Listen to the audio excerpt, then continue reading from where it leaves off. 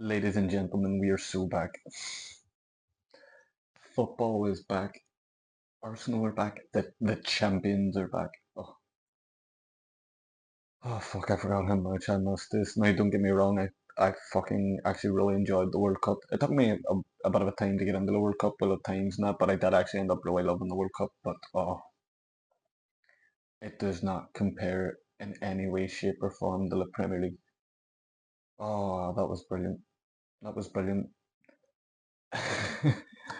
And we got like the weekend can't be ruined now because we've got off to a flying start, so we can just watch the rest of the week. I've had a couple of beers. I'm very sorry. We can watch the rest of the fixtures, kick our feet up, and enjoy the weekend, knowing it's not going to be ruined by Arsenal because they've come away with all 3 points. As expected. I feel like that was what I said, as expected. But again, I have a lot of PTSD from these new promoted sides. Again, I look at Brentford 5 years ago. Now they said in commentary we've actually won the opening game for every fixture since then. So and which is really telling when you think about it is that we've kind of challenged for the title ever since then. So like we're not challenging this time, we're defending, and we've got up to the perfect start. Um, some of the performances today, like oh my god, again, some of the Community Shield and our 3 goals scored, zero set pieces. Again, nothing to read into too much. Um, with respect to Coventry City, but we play some really excellent football today. Some of the quick passing, the press, like the pressing out of possession, and just some of the chances we were creating, the speed of passing. I haven't seen that in like 2 or 3 years. I was like, bro, we look really really good. But some of the performances, I'm looking at Solace. I was the first person I want to start with. So, where the fuck did we get this boy from? Like, I know he was at Norwich before, but have you heard of him? Realistically, like, it's fucking insane. What a player. And this is coming from somebody that absolutely adored Leandro Trossard, still does adore Leandro Trossard. Oh my God, what an upgrade. What an upgrade. I don't know if it's the number 17 or what it is, but every time he was on the ball today, I just felt like I was watching Alexis Sanchez. I was taken back to they were they when I was at school. What a player. And he's on my fantasy football team.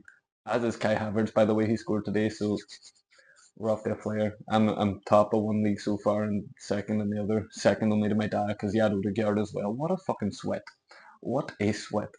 Um, but yeah, Solace, like he looks like he's going to be a bit of a stat pad merchant, doesn't he? A wee goal or assist here or there, like another assist today. But what a player. That aside, his attacking intent, running at players, beating a man.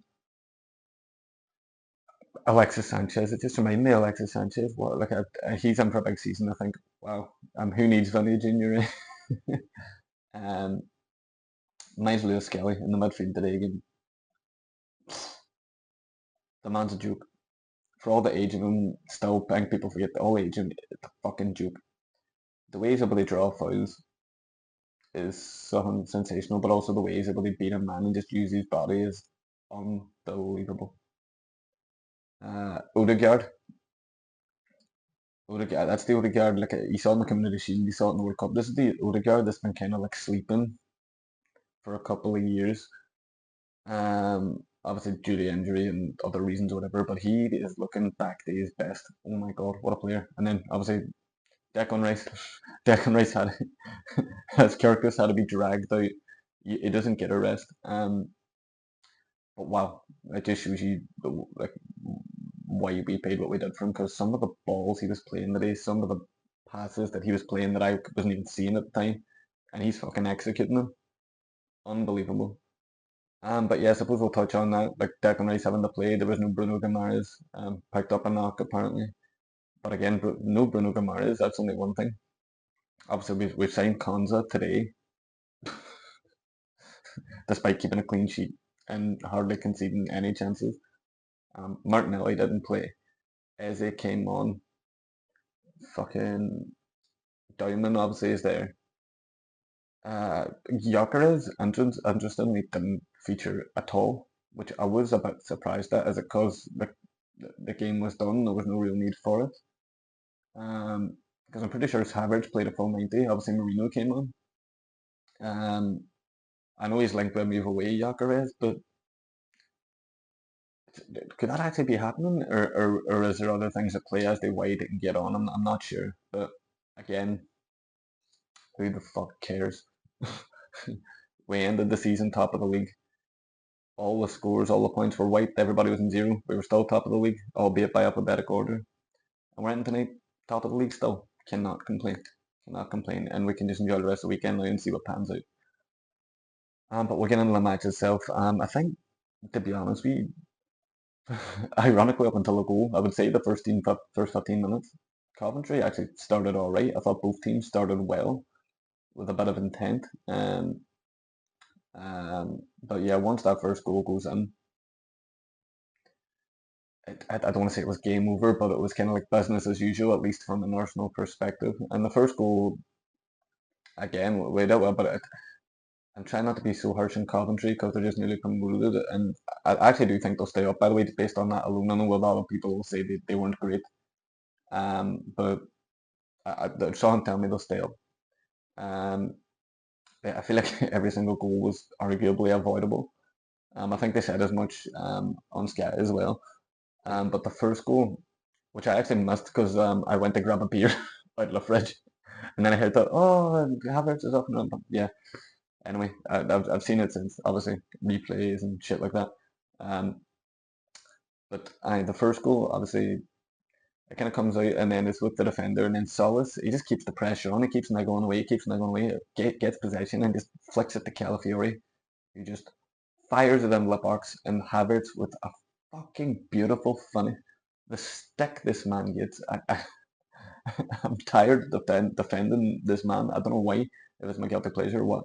I fucking love Kai Havertz, and I have to stop saying I don't know why, because like he just loves a goal, doesn't he? He's picking up where he's left off. Same with the rest of the side. He scored a decisive goal, what ultimately ended up with us winning the league against Burnley. Scored in the Champions League final. What a finish that was, and what a beautiful finish in the bottom corner tonight. And again, interestingly, played the full 90. Gyökeres didn't come on. We'll see what happens there. We'll see what the fucking story is. Or maybe we won't. Sorry, I just saw an opportunity to do that. And yeah, about 10 minutes or so later, we double our lead. And again, Solis fucking out the wing causing havoc. It's kind of like a break. Declan Rice goes on a drive and run, plays it out to Solis. Solis fires it in the box. Um, Keeper gets down low and touches out, but it doesn't get anywhere near enough player on it to like, prevent the danger. And it just falls to Saka. Saka slots it in the effectively an empty net, and we're 2-0 up. And yeah, it's good to see my man getting the score sheet because I fucking love Saka. And again, as these players who I wasn't sure would actually be starting the season, I thought they'd been due a rest, but Saka, Rice, as I say, they fucking played well today. And then I say we go in at half time 2-0, you're thinking, right, well, say the second half, try and get a third, and that's exactly what we did. um, and yeah, similarly the Community Shield, a couple of minutes into the second half, it's Martin Odegaard puts it in the back of the net with a sublime finish. Nah, I'm with you. He absolutely mishits it, and it kind of loops up. And in all honesty, the keeper should do a lot better. I have a lot of sympathy for the goalkeeper tonight because obviously big game, all eyes are on you. Just promoted, but yeah, he had a bit of a blunder. And he gets a touch to it, but again, it ends up in the back of the net. And I have a lot of sympathy for him, but in the moment I didn't care. I was going mental. Um, 3-0, here we are. And yeah, Odegaard had a fucking sensation. He got man of the match there on Sky. For me, I probably still would have given it to Solis. It's not because he's on my fantasy team and Odegaard isn't. I just thought Solis had a fucking stellar performance. But yeah, Odegaard, with some of the passes he was playing today, or even some of the ones that didn't come up that he was trying, I was like, you've got it. You're back almost. Like you just remembered like I am him. Is probably the best way to put it. And he was fucking sensational today. Um, And again, Coventry after that, like they did get a couple of decent spells in possession, but they never really worried us, and that's just the reality. But again, like they said as much regarding that as well. They're not going to be judged on today. They're going to be judged going forward against other opposition. But opening game against the champions away, all the credit to them. But as I say, I'm here to talk about Arsenal, and yeah, I'm very happy with what I saw. Between that and the Community Shield now, that's 2 games played. That's 6 goals scored. 0 from set pieces, by the way. 0. And I don't know what the crack is going on with all this fucking um like Americanization of this game, and then like Saka getting interviewed at halftime. But he basically kind of said at halftime, yeah, this is the football we want to play. This is the Arsenal you want to be. So it looks like they have a lot more attacking intent. And again, not relying so heavily on set pieces, maybe being a wee bit more braver, committing more people forward, and that's definitely how it came across today. And certainly Community Shield as well. But again, you can't go off too much on a Community Shield and fucking atone to Coventry City.